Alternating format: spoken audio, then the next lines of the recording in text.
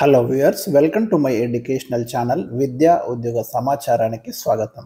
మన ఛానల్లో కాంపిటేటివ్ ఎగ్జామ్స్కి సంబంధించి ప్రతి ఇన్ఫర్మేషన్ని నేను ఇవ్వడం జరుగుతుంది. చాలా కీలకమైనటువంటి సమాచారాన్ని మీకోసం అందిస్తున్నాను. చాలా వీడియోస్ డైలీ జీకే వీడియోస్ మీకు చూడండి, చాలా వీడియోస్ ఉంటాయి ప్లేలిస్ట్లో. ఇది కూడా మనకి జనరల్ స్టడీస్ పర్పస్, మన Indian prime ministers a period నుంచి ఏ పీరియడ్ వరకు ఎవరెవరు పనిచేశారు, ఎందుకంటే ఈ జీకేలో మనకు అడుగుతున్నటువంటి ప్రశ్నలు. సో మనమైతే డిస్కస్ చేద్దాం ఫాస్ట్గా. చాలా ముఖ్యమైన ఇన్ఫర్మేషన్ అండి. ఇలాంటి అప్డేటెడ్ ఇన్ఫర్మేషన్ కోసం ఛానల్ని సబ్స్క్రైబ్ చేయండి, వీడియోను లైక్ చేయండి. ఇక మన మొట్టమొదటి ప్రైమ్ మినిస్టర్ జవహర్లాల్ నెహ్రూ అండి. అత్యధిక కాలం ప్రధానమంత్రిగా పనిచేసింది కూడా జవహర్లాల్ నెహ్రూ. మీకు అందరికీ తెలుసు, 1947 నుంచి 1964 వరకు ఆయన ప్రధానమంత్రిగా పనిచేయడం అనేది జరిగింది. ఈ పీరియడ్లో మనకు చాలా ముఖ్యమైన సంఘటనలు కూడా జరిగాయి. మీరు ఉదాహరణకి తీసుకుంటే మీకు 1962లో మొట్టమొదటిసారిగా నేషనల్ ఎమర్జెన్సీ విధించడం జరిగింది. చైనాతో యుద్ధం జరిగింది కూడా మనకు ఈ పీరియడ్లోనే, మీరు గమనించండి, 1962లో. అదేవిధంగా మీకు పంచవర్ష ప్రణాళికలు మొదలైంది కూడా ఈ పీరియడ్లోనే. 1951లో మొట్టమొదటి పంచవర్ష ప్రణాళిక మొదలైంది. సో అదేవిధంగా మీకు భారీ ఇనుము ఉక్కు కర్మాగారాలు, మీకు బిలాయ్ కావచ్చు, దుర్గాపూర్, రూర్కెలా లాంటి ఐరన్ ఇండస్ట్రీస్ కూడా, మీకు ఐరన్ అండ్ స్టీల్ ఇండస్ట్రీస్ కూడా ఈ పీరియడ్లోనే మొదలయ్యాయి. అదేవిధంగా భారతదేశంలో ఐఐటీలు 1951లో మొట్టమొదటి ఐఐటి ఖరగ్పూర్లో ఈ పీరియడ్లోనే జవహర్లాల్ నెహ్రూ ప్రైమ్ మినిస్టర్గా ఉన్నప్పుడే మనకు ఏర్పాటు చేయడం అనేది జరిగింది. సో ఈ విధంగా చూస్తే మనకు చాలా చాలా కీలకమైనటువంటి సంఘటనలు ఈ పీరియడ్లో గమనించవచ్చు అండి. ఇక నెక్స్ట్, జవహర్లాల్ నెహ్రూ మరణించిన తర్వాత టెంపరరీ అంటే తాత్కాలిక ప్రధానిగా ఇమ్మీడియట్గా గుల్జారీలాల్ నందా మే నుంచి జూన్ వరకు, అంటే తక్కువ కాలం, షార్ట్ పీరియడ్ పనిచేస్తారండి. ఎందుకంటే అప్పుడు చనిపోవడము, ప్రైమ్ మినిస్టర్ పోస్ట్ వెకేట్ కావడం జరిగింది. ఇమ్మీడియట్గా గుల్జారీలాల్ నందాను తీసుకొచ్చారు. తొలి తాత్కాలిక ప్రధాని అనుకోవచ్చు ఈ పీరియడ్లో. కొద్ది కాలమే వీరు పనిచేయడం అనేది జరిగింది. ఇక నెక్స్ట్ చూస్తే లాల్ బహదూర్ శాస్త్రి అండి. 1964-66 మధ్య లాల్ బహదూర్ శాస్త్రి ప్రైమ్ మినిస్టర్గా పనిచేశారు. ఈ పీరియడ్లో మీకు భారతదేశానికి పాకిస్తాన్కి ఒక వార్ జరిగిందండి 1965లో. ఆ యుద్ధంలో మనమే విజయం సాధించడం జరిగింది. ఆ యుద్ధం తర్వాత ఒక ట్రీటీ అంటే ఒక సంధి జరగాల్సి ఉంది. ఎందుకంటే తాష్కెంట్ ఒప్పందం అంటాం, అగ్రిమెంట్ జరిగింది. సో ఈ తాష్కెంట్కి వెళ్ళినప్పుడే లాల్ బహదూర్ శాస్త్రి దురదృష్టవశాత్తు 1966లో తాష్కెంట్లో చనిపోవడం అనేది జరిగిందండి. సో ఇది ముఖ్యమైనటువంటి సంఘటన. ఇక జై జవాన్ జై కిసాన్ అనే స్లోగన్ కూడా లాల్ బహదూర్ శాస్త్రి ఇవ్వడం అనేది జరిగింది. Question number next, Lal Bahadur Shastri మరణించిన తర్వాత నెక్స్ట్ ఇమ్మీడియట్గా గుల్జారీలాల్ నందా ప్రైమ్ మినిస్టర్గా కొంతకాలం పనిచేయడం జరిగింది. 1966 జనవరి 11 నుంచి జనవరి 24 మధ్య కొద్ది కాలం టెంపరరీ ప్రైమ్ మినిస్టర్గా అపాయింట్ చేశారు. ఇక తర్వాత ఇందిరాగాంధీ జవహర్లాల్ నెహ్రూ కూతురు 1966 నుంచి 1977 మధ్య ఫస్ట్ టర్మ్ ప్రైమ్ మినిస్టర్గా పనిచేసింది. ఈ పీరియడ్లో మీరు గమనించండి, 1969లో ఒక సంచలనాత్మక నిర్ణయం, బ్యాంకుల్ని నేషనలైజ్ చేయడం, 14 బ్యాంకుల్ని జాతీయం చేయడం జరిగింది. అదేవిధంగా 1975లో మొట్టమొదటిసారిగా జాతీయ అత్యవసర పరిస్థితి, అంటే అంతర్గతంగా యుద్ధంతో సంబంధం లేకుండా దేశంలో ఇంటర్నల్ డిస్టర్బెన్స్ అనే రీజన్ చూపెట్టి నేషనల్ ఎమర్జెన్సీ విధించడం జరిగిందండి. చాలా చాలా ఇంపార్టెంట్ పాయింట్ అది. ఇంకొక ముఖ్యమైన విషయం ఏంటంటే, ఇందిరాగాంధీ పీరియడ్లో 1974లో మొట్టమొదటి అణుపరీక్షలు జరిపింది ఇండియా. గుర్తుంచుకోండి, 1974 మే 18న ఇండియా ఫస్ట్ టైం రాజస్థాన్లోని పోఖ్రాన్లో న్యూక్లియర్ టెస్ట్ కండక్ట్ చేసింది కూడా ఇదే పీరియడ్లో. సో ఈ విధంగా ఈ పీరియడ్లో చాలా ముఖ్యమైన కీలకమైన సంఘటనలు ఉన్నాయి. ఇక నెక్స్ట్ ప్రైమ్ మినిస్టర్ వచ్చేసి మొరార్జీ దేశాయ్ అండి. ఫస్ట్ టైం కాంగ్రెస్ ఓడిపోయింది 1977 ఎలక్షన్లలో. అప్పటి వరకు కాంగ్రెస్ ప్రభుత్వాల పవర్లో ఉన్నాయి, కానీ ఫస్ట్ టైం జనతా పార్టీ వచ్చిందండి. అంటే ఇది నాన్ కాంగ్రెస్ ప్రైమ్ మినిస్టర్ అయినటువంటి మొట్టమొదటి వ్యక్తి మొరార్జీ దేశాయ్. అంటే కాంగ్రెస్ కాకుండా ఇతర పార్టీ నుంచి మరి ప్రైమ్ మినిస్టర్ వస్తున్న ఫస్ట్ పర్సన్ మొరార్జీ దేశాయ్ అండి. 1977 నుంచి 79 మధ్య ప్రైమ్ మినిస్టర్గా పనిచేశారు. ముఖ్యమైన విషయం ఏంటంటే మనకు 1978లో 44వ రాజ్యాంగ సవరణ చేశారు. ఈ సవరణ ద్వారా మరి చాలా కీలక అంశాలని చేర్చడం జరిగిందండి. ముఖ్యంగా ప్రాథమిక హక్కుల జాబితా నుండి ఆస్తి హక్కును తొలగించడం కావచ్చు, జాతీయ అత్యవసర పరిస్థితి విధించేటటువంటి 352 ఆర్టికల్ని మరి సవరించడం కూడా జరిగింది. ఎందుకంటే అక్కడ ఇంటర్నల్ డిస్టర్బెన్స్ అనే స్థానంలో సాయుధ తిరుగుబాటు ఉంటేనే జాతీయ అత్యవసర పరిస్థితి విధించవచ్చు అనే కండిషన్ని చేర్చారు. సో కొంచెం మాడిఫై చేయడం జరిగింది. 1978లో చాలా ముఖ్యమైనటువంటి మార్పులు అయితే తీసుకోవడం జరిగింది మన ఇండియన్ కాన్స్టిట్యూషన్కి. సో అది చాలా చాలా ఇంపార్టెంట్ మొరార్జీ దేశాయ్ పీరియడ్లో. ఇక చరణ్ సింగ్ 1979 నుంచి 1980 మధ్య చరణ్ సింగ్ మనకు ప్రైమ్ మినిస్టర్గా పనిచేయడం అనేది జరిగింది.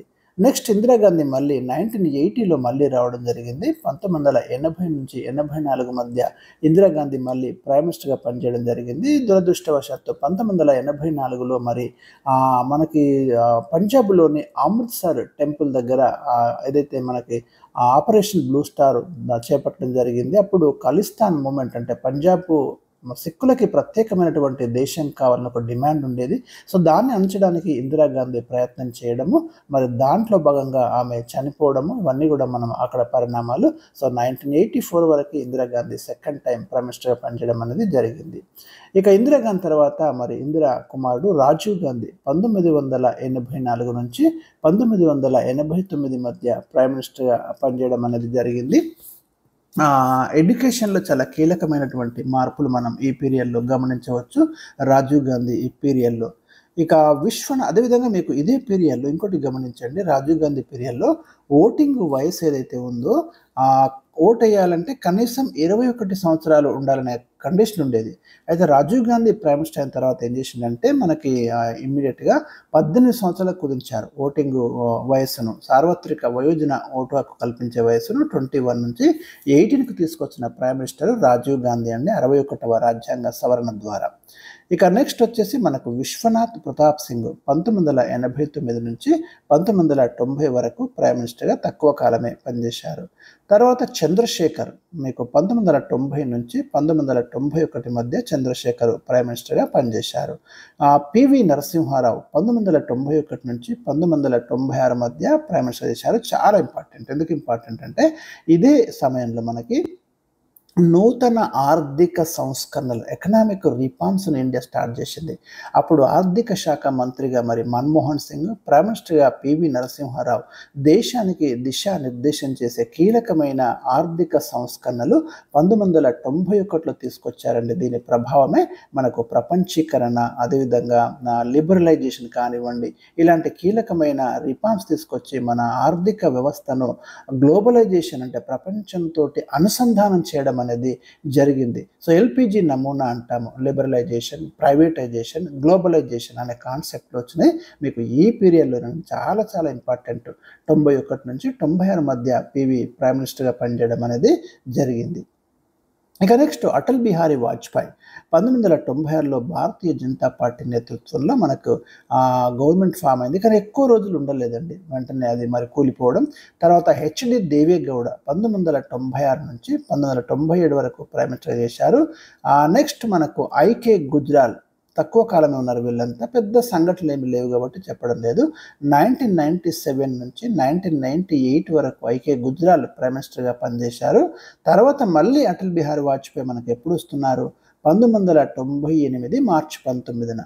సో ఎప్పటి వరకు ఉన్నారు? మళ్ళీ 1 ఇయర్ 1999 అక్టోబర్ 13 వరకు పదవిలో ఉన్నారు. సో ఈ పీరియడ్లో మనకి ఏం జరిగింది అంటే భారతదేశము సెకండ్ టైం న్యూక్లియర్ టెస్ట్ చేసిందండి. రెండోసారి అణుపరీక్షలు నిర్వహించింది. ఫస్ట్ టైం ఇందిరాగాంధీ పీరియడ్లో 1974లో, తర్వాత 1998లో అటల్ బిహారీ వాజ్పేయి పీరియడ్లో మనకు 1998 మే 11, మే 13 తేదీలలో న్యూక్లియర్ టెస్ట్ కండక్ట్ చేయడం జరిగింది. సేమ్ ప్లేస్ రాజస్థాన్లోని పోఖ్రాన్లో చేశారు. అదేవిధంగా కార్గిల్ వార్ జరిగిందండి. 1999లో ఇండియా పాకిస్తాన్కి మధ్య కార్గిల్ యుద్ధం జరిగింది. ఈ యుద్ధంలో మనమే విజయం సాధించడం అనేది కూడా జరిగింది. తర్వాత అటల్ బిహారీ వాజ్పేయి నెక్స్ట్ టైం మళ్ళీ వస్తున్నారు. 1999 నుంచి 2004 వరకి మళ్ళీ ప్రైమ్ మినిస్టర్గా మరి అటల్ బిహారీ వాజ్పేయి పనిచేయడం అనేది జరిగింది. ఈ సమయంలో కూడా చాలా కీలకమైనటువంటి అంశాలు చాలా ఉన్నాయి. మీకు సర్వశిక్ష అభియాన్ లాంటి స్కీమ్స్ తీసుకురావడము, ఎడ్యుకేషన్ సిస్టంలో ఎడ్యుకేషన్ మీద ఫోకస్ చేయడము, ఇవన్నీ కూడా మనం ఇక్కడ చూడొచ్చు. నెక్స్ట్ డాక్టర్ మన్మోహన్ సింగ్ 2024 మే 22 నుంచి మరి యూపీఏ ప్రభుత్వం పవర్లోకి వచ్చింది. 2009 వరకు పదవిలో ఉన్నారు డాక్టర్ మన్మోహన్ సింగ్. మనకు ఈ పీరియడ్లో మీరు చూడండి గృహహింస నిరోధక చట్టం తీసుకొచ్చారు 2005లో. అదేవిధంగా గ్రామీణ ఉపాధి హామీ పథకం ఈ పీరియడ్లోనే మనకు స్టార్ట్ అయింది. RTI right to information act ఈ పీరియడ్లోనే మనకు స్టార్ట్ అయింది. 2005 అక్టోబర్ 12 నుంచి ఇంప్లిమెంటేషన్. ఇవన్నీ కూడా మనం చూడొచ్చు. విద్యా హక్కు చట్టం ముఖ్యంగా రైట్ టు ఎడ్యుకేషన్ యాక్ట్ ఈ పీరియడ్లోనే మనకి స్టార్ట్ అయింది. ఎన్ని కీలకమైన అంశాలను చూడండి. సో ఈ పీరియడ్ చాలా చాలా ఇంపార్టెంట్ అండి. 2004 నుంచి 2009 మధ్య మీకు right to information act, right to education act, domestic violence, గృహహింస నిరోధక చట్టము, గ్రామీణ ఉపాధి హామీ చట్టము, ఎన్ని కీలకమైన చట్టాలు వీళ్ళు తీసుకొచ్చారు ఈ పీరియడ్లో చూడండి.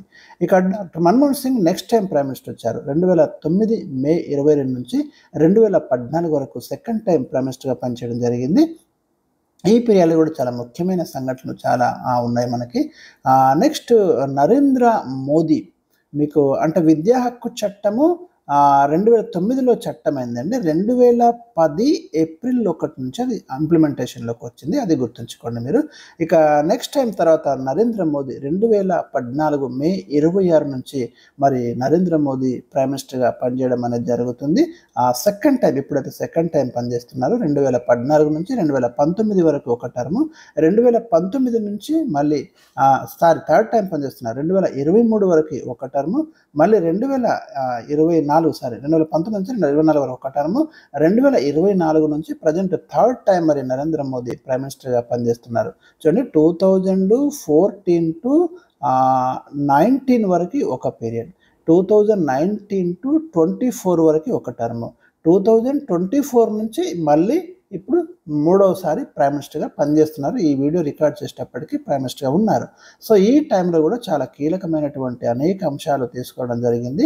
ముఖ్యంగా మీకు 2019లో ఆర్టికల్ 370ని జమ్మూ కాశ్మీర్కి ప్రత్యేక ప్రతిపత్తి కల్పిస్తున్న ఆర్టికల్ 370ని రద్దు చేయడం కావచ్చు, ఇలాంటి కీలకమైన అంశాలు చాలా తీసుకోవడం అనేది జరిగింది. సో ఇది మన భారత ప్రధానమంత్రుల యొక్క లిస్ట్ అండి. సో ఎవరి తర్వాత ఎవరున్నారు ఆర్డర్ గుర్తుంచుకోండి. వాళ్ళ కాలంలో జరిగినటువంటి సంఘటనలు ఏమున్నాయి కొన్ని మీకు వివరించడం అనేది జరిగింది. మరి ఈ వీడియో మీకు ఉపయోగపడుతుందని భావిస్తే తప్పకుండా లైక్ చేయండి, కామెంట్ చేయండి. Thank you for watching.